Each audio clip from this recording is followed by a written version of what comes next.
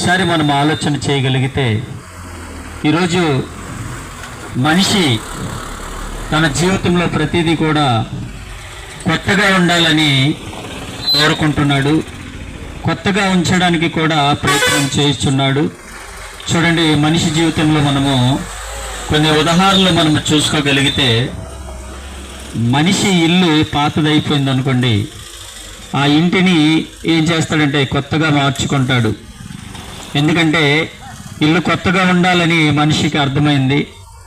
బట్టలు ఏమండి పాతవైపోయాయి అనుకోండి, కొత్త బట్టలు కొనుక్కోవాలి అని మనిషి మరి తెలుసుకున్నాడు. అలాగే వాడుతున్న బండి ఏమండి బండి పాతదైపోయింది అనుకోండి, అది మరి బోరుకొచ్చేసింది, లేకపోతే పనిచేయదని ఏం చేస్తాడంటే కొత్త బైకు మనిషి కొనుక్కుంటున్నాడు. మంచిదే. అయితే ఈరోజు ఇన్నిటి గురించి ఆలోచిస్తున్న మనిషి తన కోసము మరి ఆలోచన చేస్తున్నాడా అంటే ఆలోచించట్లేదండి. తన కోసం నేను ఎలా ఉండాలి, నా జీవితము ఎలా ఉండాలని దేవుడు నన్ను ఈ భూమి మీదకి పంపించాడు అనే విషయాన్ని మనిషి ఆలోచన చేయక ఏమైపోతున్నాడంటే దేవునికి దూరం అయిపోతున్నాడండి. చూడండి, సత్యమైన మాటలు ఎవరు అంగీకరిస్తారంటే సత్య సంబంధులే ఆ సత్యమైన సంగతులను వారు అంగీకరిస్తారు.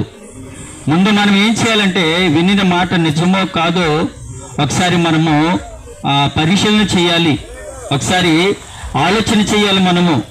ఈరోజు చూడండి ప్రియమైన దేవుని బిడ్డలారా, ఎవరు చెప్పని మాట దేవుడు చెప్తున్న మాట ఏంటంటే, మనందరము కూడా ఈ భూమి మీద మంచి పనులు చేయడానికి మనము కాస్త కోస్తా మనమందరము కూడా ప్రయత్నం చేయుచున్నాము. అది ఎవరమైనా కానివ్వండి. ఈరోజు భూమి మీద మనిషి ఒకటి అనుకున్నాడు, మంచి చేయాలి, మంచి చేస్తేనే నేను మంచోడిని అవుతాను అని మనిషి తెలుసుకున్నాడు. మంచిదే.